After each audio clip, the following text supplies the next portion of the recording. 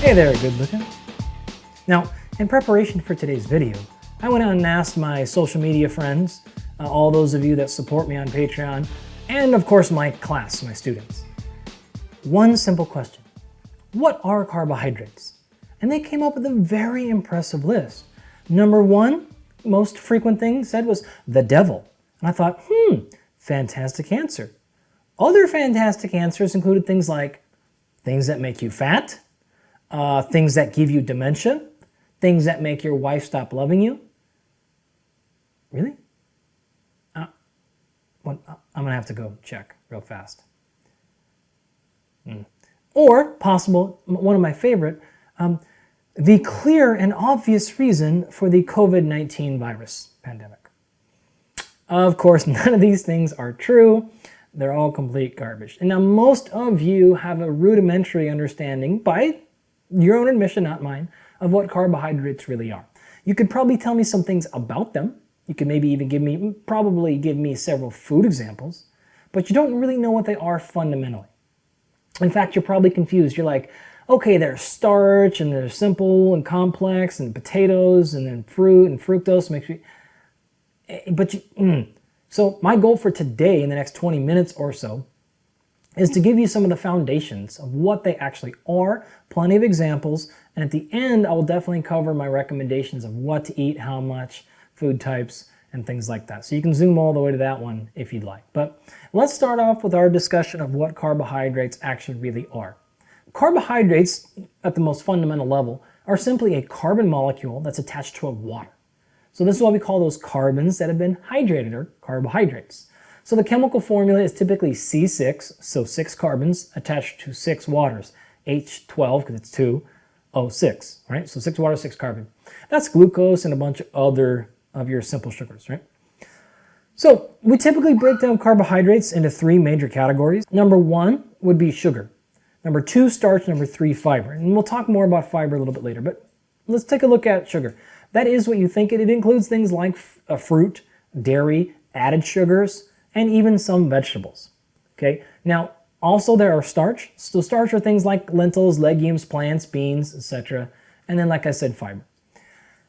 I can't get into all this right now. I got a bunch of other videos that are up already or that are coming that describe these things in more detail, but I would encourage you to look up things like, I got a whole series coming out on fiber, why you fart, what gives you gas, how to read food labels. I got a really fun short one coming out on food labels because, in fact, if you notice, if you go add up the sugar and the fiber in your food label, it won't add up to the total carbohydrates, what's missing. So I'll cover that in a very short video.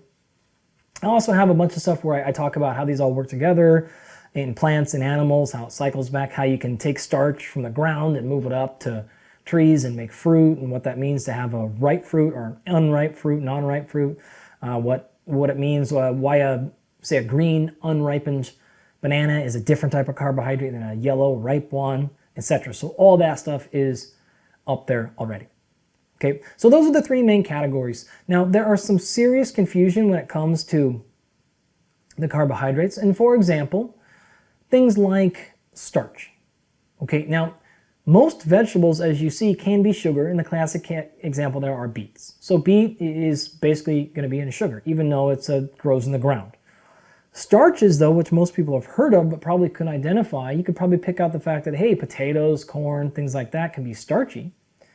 But a lot of people haven't heard of what are called non-starchy vegetables. And those are basically your leafy greens. And so if you take things like spinach, kale, arugula, they're not, I mean, they're vegetables, right? They're certainly not sugar. No one would call them that.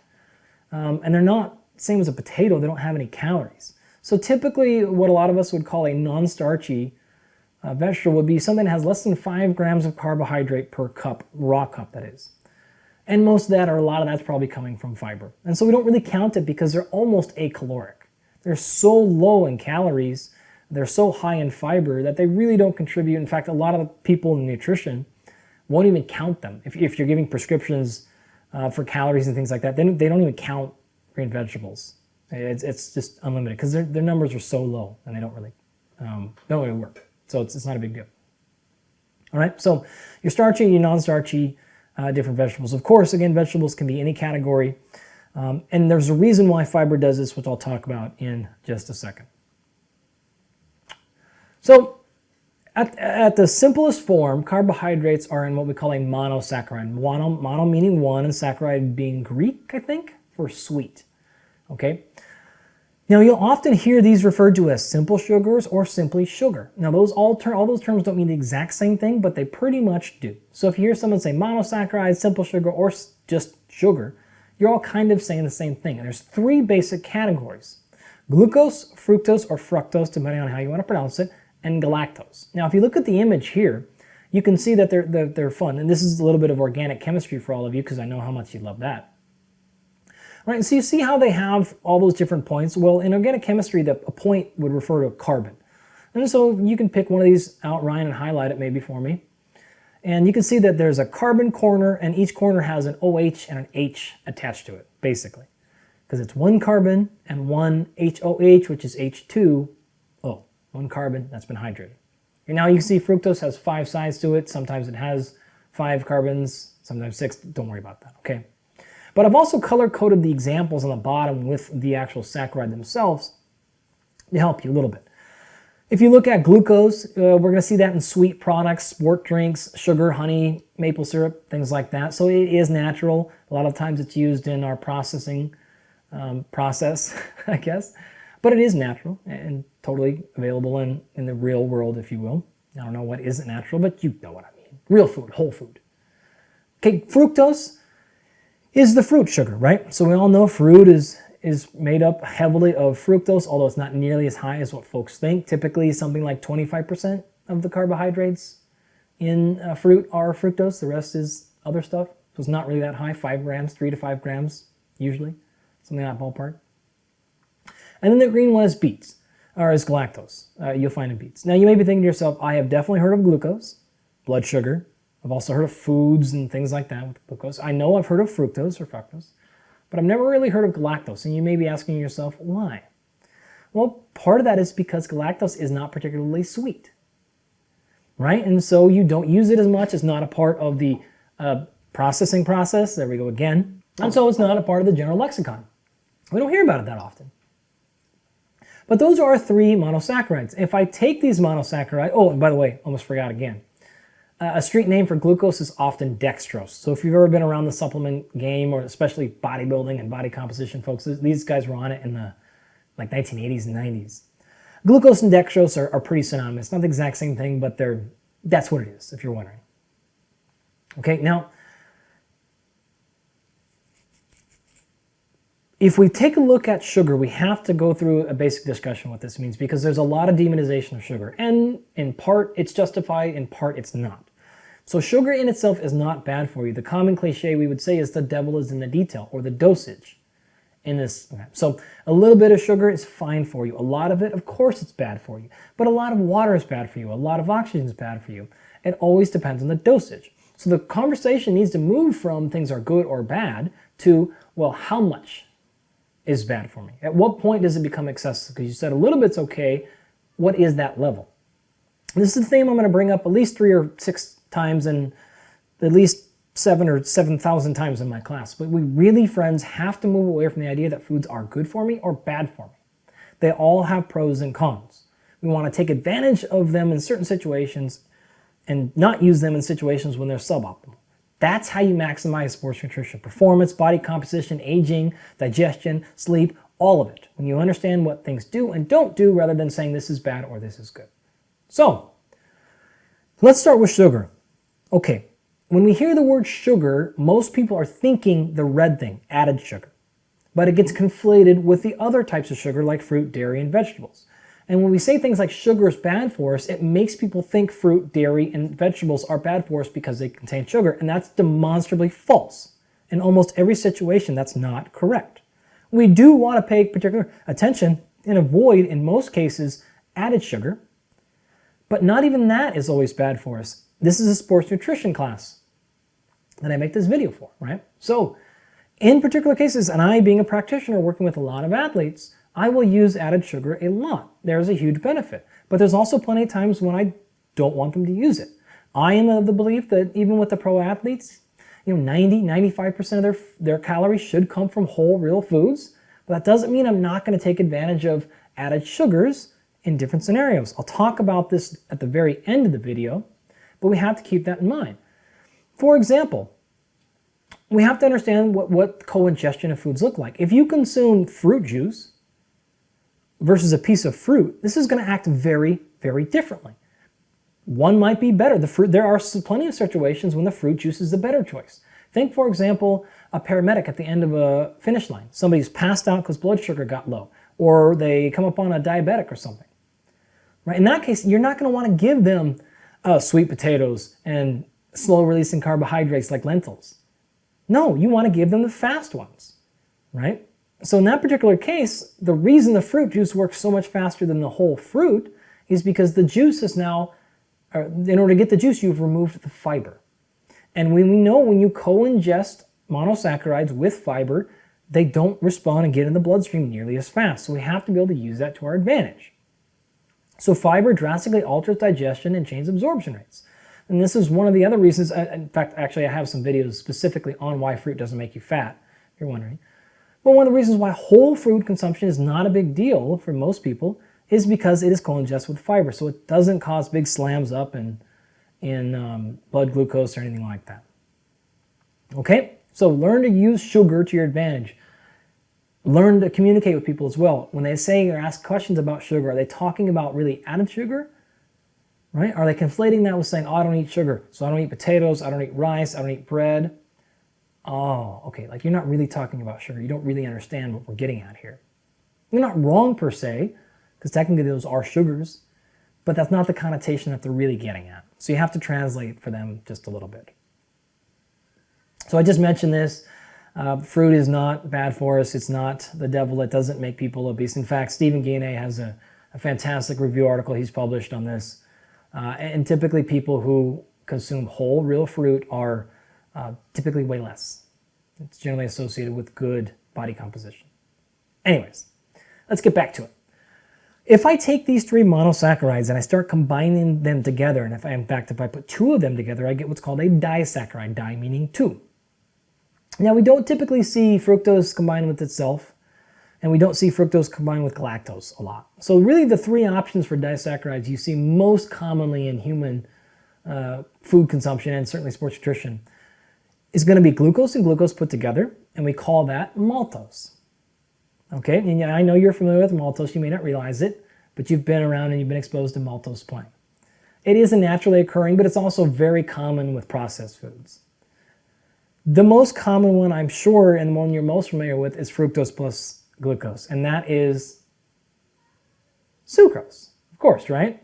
Table sugar. So often what we can do is we can take the syrup that we get from corn, full of fructose, right? We make it super concentrated, and we call that high fructose corn syrup, and that's basically sucrose. Now, big distinction here.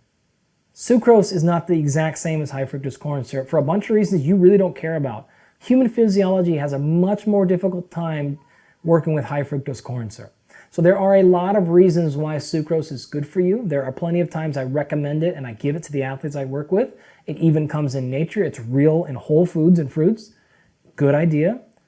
But there are a few times when I go out of my way to make sure an athlete gets high fructose corn syrup. So this is one of the ones where we can generally say, it's just not a good idea. We don't really need it. Hey, have a little bit of high fructose corn syrup in your life going to kill you? No, probably not. But we don't need to go out of our way to get it. And I think there are plenty of times when I can make the rationale that we really should go out of our way to get sucrose, and in fact, it's advantageous. So big distinction between those two. Even though, again, they're very similar, it's important we understand the difference.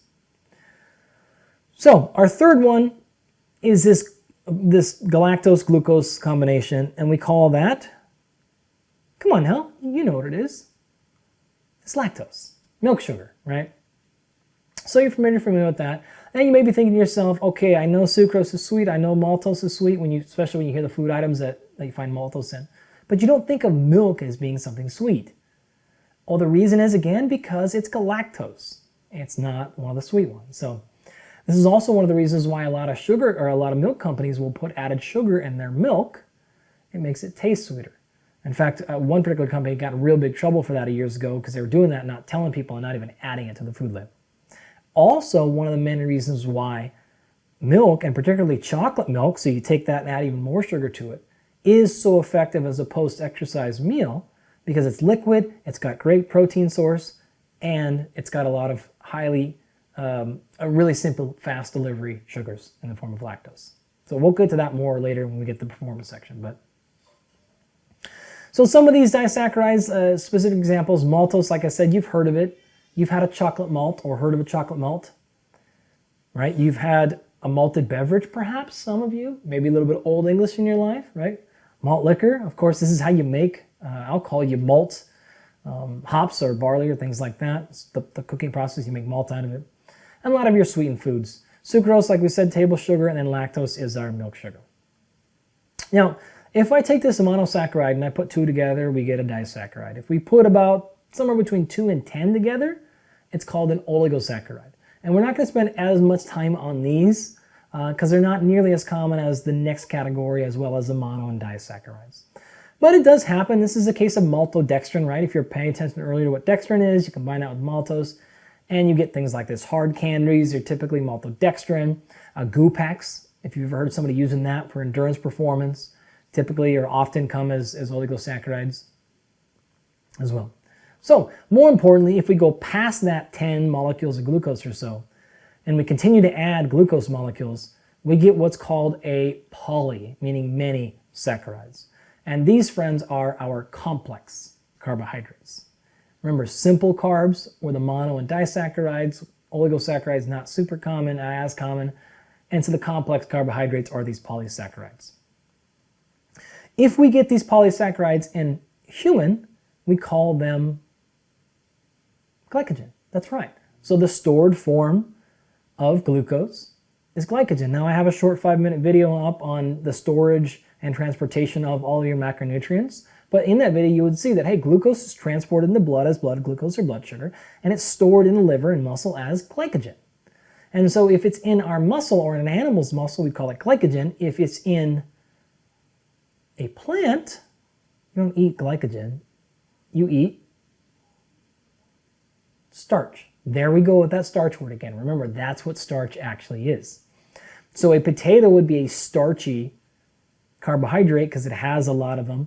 But again, the collard greens, even though it's not a monosaccharide or disaccharide, it's mostly water, a lot of vitamins, minerals, phytochemicals, and nutrients, and non-starchy, right? Lots of fiber, very low amount of actual starch. They're not made for energy for the most part.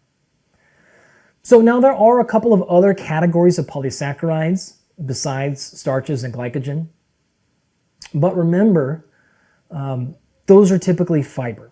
And so if we look at cellulose and pectin, we can't use fiber for energy for the most part. So we don't really worry about it. Translation, polysaccharides, basically just think starch. Okay, that's what we're getting at. Where do you get your starches from? Plant seeds, of course, tubers, things that grow on the ground like potatoes, legumes, lentils could be there, liver. In other words, basically the only place you can get starch from a non-plant source is to eat the liver of an animal, because that's where we store most of our starch, right? Animals do too there. And any food that grows in the ground is typically a starch. Again, I would really encourage you to go watch another video I have of how it goes from starches in the ground to flowers to fruits and things like that, and how we convert polysaccharides to monosaccharides. Now, when it comes to cellulose, and also, boy, I'm doing a lot of pitching here. I got a lot of other videos on, I already told you, a lot of other videos on fiber. So you can go look this stuff up later. Non-digestible, digestible storms, soluble ones, etc. Ones that make you backed up and bloated, and ones that make you, the opposite. Anyways, cellulose, kind of think of that as like the plant skin. So it covers seeds, spinach, apples, pears, non-digestible fibers basically are what they're going to have there. So we don't worry about it in terms of energy and performance.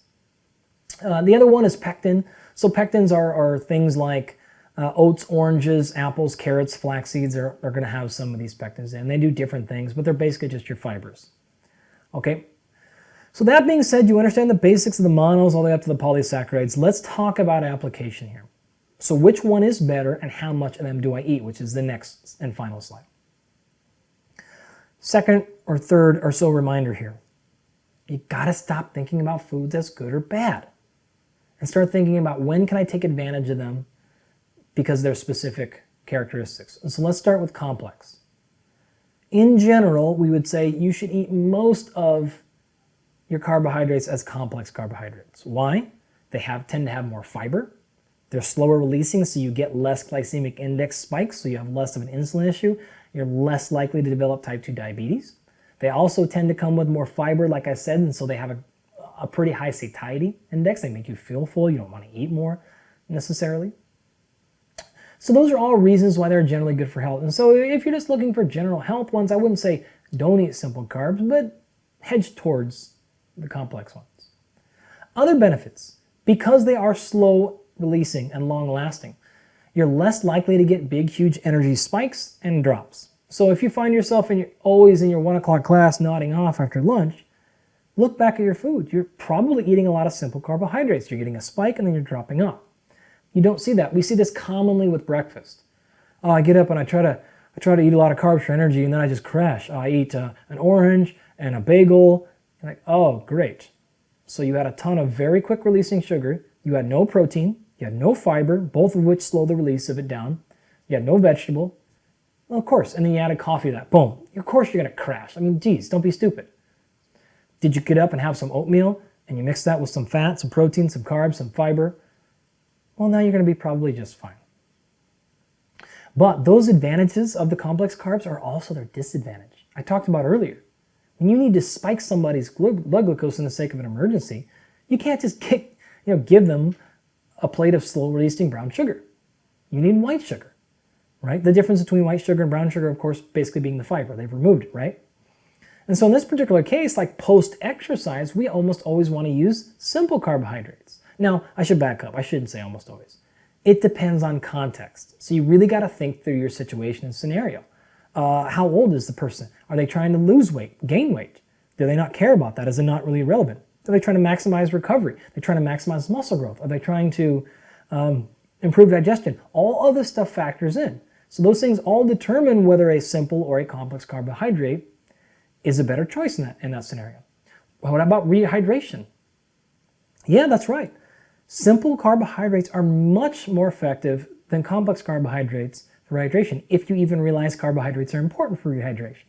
If you bring a bunch of simple carbohydrates in, it shoots, sugar gets into your blood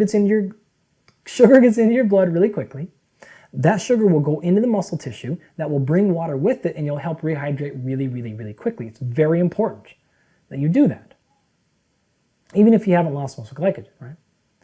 And so the thing that's slow releasing, all that upside of complex, is also the downside. So post-exercise, the athletes I work with almost always train twice a day. And so I don't have time to give them carrots and complex carbohydrates post-exercise because we are probably training really hard again as short as 2 hours from now. I have to get their muscle glycogen restored, resynthesized as fast as possible. I have to get them rehydrated, and I got to get them some energy. And if they have a bunch of simple carbs post-exercise, they get a big spike, and they crash and take a nap for 20 minutes, I'm totally fine with that because they're training their asses off. Okay? If you're not working with somebody who's training twice a day, an athlete like a baseball player, or you're working with somebody who's not even exercising, well, maybe you have a different recommendation. But that's what I do. Again, I mentioned this kind of briefly, but I'll go over it again. Post-exercise, for the athletes I work with, again, they're typically coming down in weight, and they have multiple really hard practices a day, and they're doing that 6 days a week. I want things like white rice post-exercise, not brown rice. Less fiber, which means it gets in there easier to digest and gets blood glucose up faster. I want fruit. I want things that are really quick to rise, maybe even some honey after that. No problem. A lot of water content, watermelon, all that stuff. Okay, maybe later at night before they go to bed, though, we won't do as much simple sugar, and we'll do more of a slower releasing lentil or something like that. Okay, you should be able to envision a whole bunch of other scenarios in which simple would be the better choice, simple would be the worst choice, etc., etc. So when it comes to the amounts, here's what I recommend. Typically, I've found in my practice as well as the scientific literature that somewhere in the neighborhood of 2 to 7 grams per kilogram of body weight is a pretty good start. And with 5 being a pretty honest average. You'll see different organizations recommend different numbers, but this is what I have found. Okay, so I have plenty of professional athletes, high-level folks. I have one particular wrestler. He wrestles at about 130 pounds or so, and he eats 400 grams of carbs a day and has no problem getting all the way down to 130 pounds. 400 grams of carbs a day. He does it fantastic. I have other folks that are competing 175 pounds and they're only eating like 125 grams a day. Now that would be on the kind of a low end and you're not going to feel great like that, but it depends on your activity level. Okay, so if you can imagine it this way, if you're eating 2,000 calories a day and you have 50% of your calories coming from carbs, that's 1,000 calories from carbs, 4 grams per kilogram, or 4 calories per gram of carbohydrate means you're getting about 250 grams of carbs a day. And that's a pretty standard number for the athletes I work with that are in the 150 to 180 pound range or so. Again, that number can scale up quickly, even 400 grams. Baseball players I work with, even though they're fairly inactive, I still have some that are 200 pounders and they're doing great on 500 grams of carbs a day. So there's no particular problem. Their body composition is great, even coming down, and they feel fantastic. All right, so it is a number you can play with quite a bit. Females, for whatever reason, the science as well as my experience, and honestly I do have a lot of experience with female athletes, they do tend to need a little bit more carbohydrate, and they don't do as well if you pull it off of them as much, and they function really well on higher carbs, just a little bit higher carbs. You can see the numbers there. The third bullet point here is that added sugar. Now this is something where even the professional athletes, I don't go out of my way to have a lot of added sugar in their diet, and you should probably focus on your calories being about less than 10% from added sugar. So if you're on that 2,000 calorie a day diet, that's 200 calories or less, or 50 grams coming from, right? So if you have 2,000 again, 1,000 calories coming from carbohydrate, 10% of that would be 100 calories. So you'd be talking 25 grams of added sugar a day. Now, if you're like me and most of the athletes I work with, that's honestly not hard to get because I just on a regular day don't add any sugar ever to my foods. I eat plenty of carbs, but I'm not going to add sugar to it. But if you're eating a lot of processed foods, vending machine stuff, grabbing stuff while you're in school, you're drinking Gatorades, just sitting in class, you're going to crush past that 10% number real fast. All right, you're going to hit 50 grams of added sugar by 10 o'clock in the morning. And that is probably something that's detrimental for the vast majority of us. Now, there's really no need to do that. The easiest solution is not to avoid fruit. It's not because of the grapes or banana. It's because of all the other crap, the processed food. Just don't eat that and you're going to be just fine. And then my last bullet point here is adjust with your goal. I have found in my practice, not that carbohydrates make you fat. They don't give you dementia. I promise my wife is confirmed. Natasha still loves me. Okay. And it didn't cause COVID virus or whatever the hell that is. But they are the ones I have found to be easiest to adjust. So when we need to reduce calories, I tend to keep protein pretty similar for a bunch of reasons I'll explain or have explained in other videos. I'll bring fat down a little bit, but fat's hard because we don't eat that much of it. And the calories are so damn high. And so it's very easy for me to say, hey, look, we've been eating 2 cups of rice, go to 1.5 cups today. And it's very easy for people to do that, and the calories come down pretty quickly. So it is my favorite macronutrient to adjust when we have changes in energy demand. So in other words, say we're having a deload week and we're going to do 50% less exercise this week for an athlete. And so their caloric expenditure goes down by 2,000 calories. I would probably pull 50 to 75% of those calories from carbohydrates. It's pretty easy to do. I just don't have that piece of toast in the morning with your breakfast. Okay, that sucks, but okay. It's not complicated, it's simple, and the athlete typically gets it. So it's an easy adjustment to make. Again, I will move the fat as well, but the carbs tend to be pretty easy to move, so I like that. Okay, so we've clarified what carbohydrates really are. I got a bunch of performance videos up in terms of how to use different nutrients for different types of exercise, etc. Hopefully you learned something there. And for those of you in class, I'll see you shortly in line or online or in person. And the rest of you, have a fantastic day. Go eat a giant mega bowl of pasta, pass out on your couch, and have your wife stop loving you. You wake up in the morning and no one will be around except for your dog, who she hates because he's kind of dysfunctional. Don't worry, Ghostface, I still love you. All right. See you later, everyone. Peace. Stay healthy. Stay safe right now. It's wild out there. All right. Cheers.